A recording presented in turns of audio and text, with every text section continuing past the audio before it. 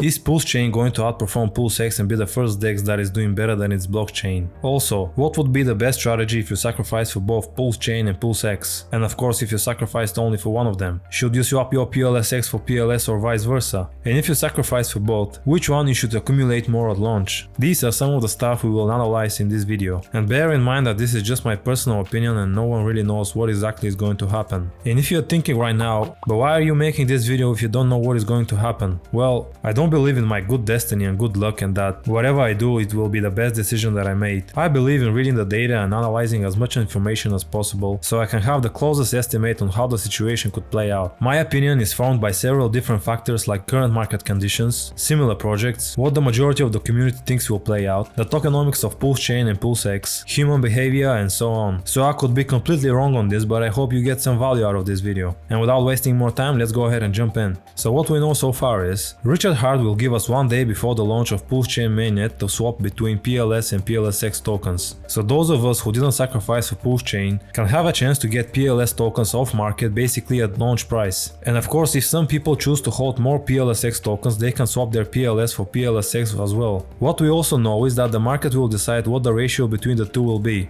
And how I see the things is, if the ratio is not 1-to-1 and it's 1-to-2, let's say, meaning you can swap 2 PLSX tokens for 1 PLS, you basically bet that PLS will outperform PLSX at least 2 times. But to be honest, this is pure gambling. If the ratio is not 1-to-1, it's not worth the risk in my opinion. However, I highly doubt that the ratio will be 1-to-1 as more than 3 times fewer people sacrifice for PulseChain compared to PulseX. So that means there will be much higher demand for PulseChain, and people who hold PLS tokens will take advantage of that. In fact, some people call for even a 10-to-1 ratio, which is not very realistic in my opinion. But of course you never know. So if you sacrifice for both PulseChain and PulseX, I wouldn't suggest you swap between them pre-bridge, unless the ratio is really enticing. But if you sacrificed only for PulseX and you wanna get into PulseChain as early as possible, I wouldn't suggest you accept a bad offer, meaning anything different than 1-to-1 ratio, because there is a high chance to mess up and I'll explain you why. Let's say you swapped some of your PLSX tokens for PLS in a 2-to-1 ratio in its launch day. No one knows how the price will perform for each token, so I'll give an example with a possible scenario.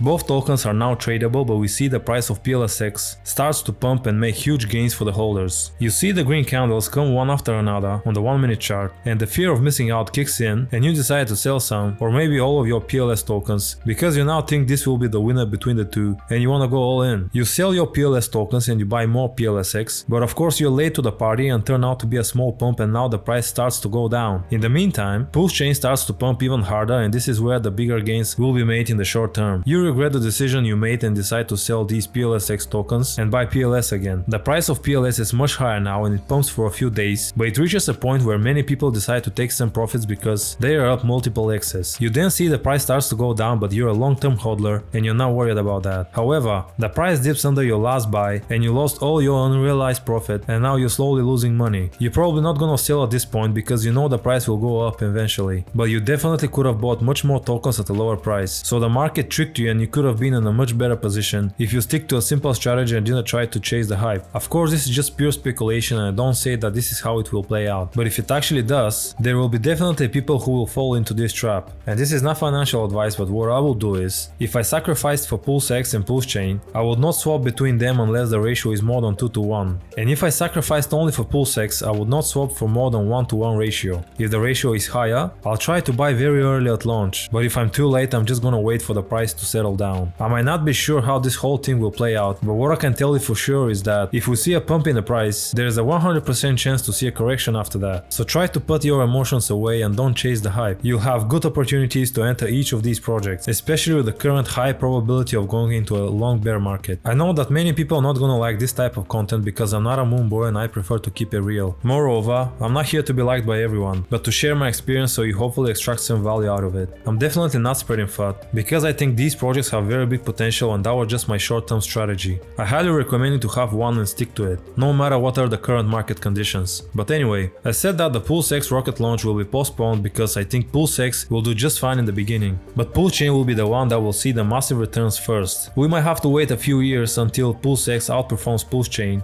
Of course, if that happens at all. I see many people call PulseX will be unstoppable and it will easily give you better returns compared to PulseChain. But why do I think it will be the opposite? First of all, the sacrificing phase for PulseChain was almost 1 year ago and not many people had the chance to sacrifice and eventually get PLS tokens. So there will be a much higher demand for PullChain, and that means high buying pressure. And even though it's a fact that people had their money locked in for almost a year, and many of them will choose to sell some of their tokens at launch to take some profit, the amount of people who wants to get into PullChain is much higher than the people who will sell. So we can say that this is a clear indication who will do better between the two based on this factor. However, the community is split almost 50-50 in their predictions, but I think PulseX prevails over PulseChain in the community. I'm not sure if that is because more people sacrifice for PulseX and they want to believe that this token will do much better, or it's simply because they like the tokenomics of PulseX more, and especially the buy and burn function. I think it could be a mix of the two. So based on the community factor, PulseX will perform better. So we have 1 point for PulseChain and 1 point for PulseX. Another thing we definitely have to consider is what happened with similar projects. Unfortunately, we don't have any other major blockchain in the past that launched simultaneously with its DEX, so we don't have a perfect example. However, I don't think it will be too irrelevant to look at what happened with Ethereum and Uniswap, simply because PulseChain is a fork of Ethereum and PulseX is a fork of Uniswap, and in my opinion there is a very high chance to play out very similar. So I think it's worth making this comparison. Ethereum launched back in 2015 at a price of 31 cents, and saw a decent price appreciation in its first week and gained 10x to its early investors. Right after that, Ethereum faced a massive pullback of around 88% in the next 77 days. On the other hand, Uniswap launched in 2020 at around 30 cents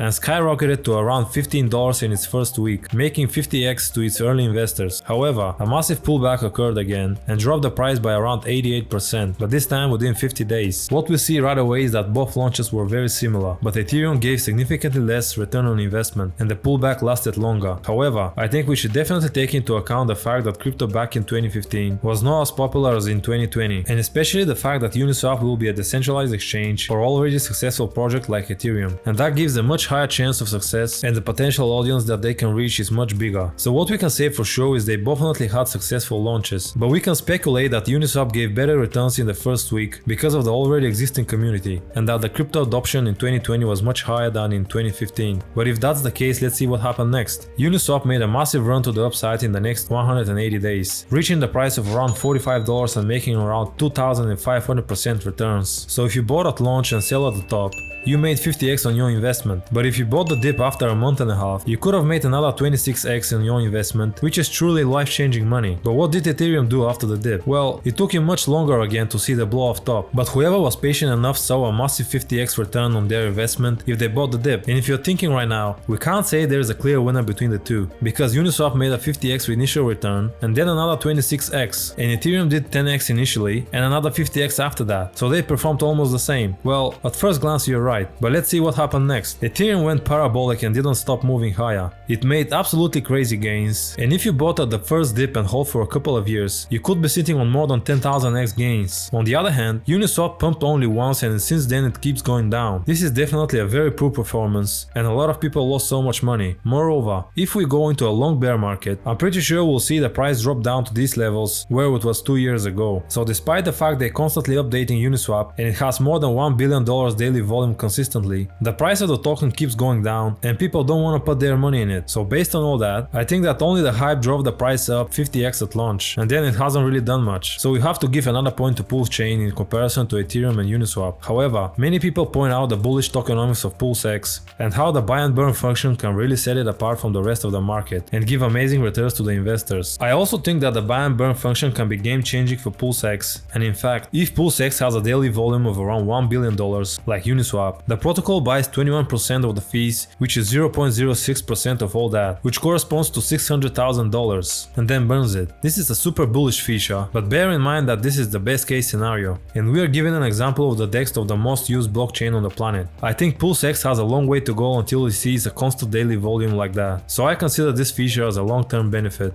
So again, based on tokenomics, I'll give another point for PulseChain, because I think it will do much better in the short term, but I can definitely see PulseX potentially outpacing PulseChain in a couple of years. Moreover, we should definitely consider the human behavior in this situation, and considering that there will be a higher buying pressure on PulseChain because of the higher demand, when people see the green candles come one after another, this will push people even more to invest in PulseChain and will basically make a snowball effect. So overall, the crypto market tends to value the native token of the blockchain more than the dApps that are built on it, which is completely the opposite of how it is with the rest of the markets. The phone service providers who provide the structure of the service are not valued more than the phone companies like Apple, for example, who use their service to operate. This only shows us that we we are still in some beginning phases of crypto, and many things will yet to be changed. I personally bet that PulseChain will do much better in its first years, and PulseX will be evaluated appropriately after some time, once the whole chain faces a mass adoption and the buy and burn function does its job. Of course, none of this is financial advice, and these are just my personal thoughts on which token will perform better in the short term. I think that both PulseChain and PulseX will do great in the long term, but making a couple more X's in the beginning, I think it will be very much appreciated. Let me know what you guys think in the comment section below, and if you want to support my channel, please give the like button a gentle tap and subscribe to my channel if you want to see more interesting content in the future. Thanks for watching, and I'll see you in the next one.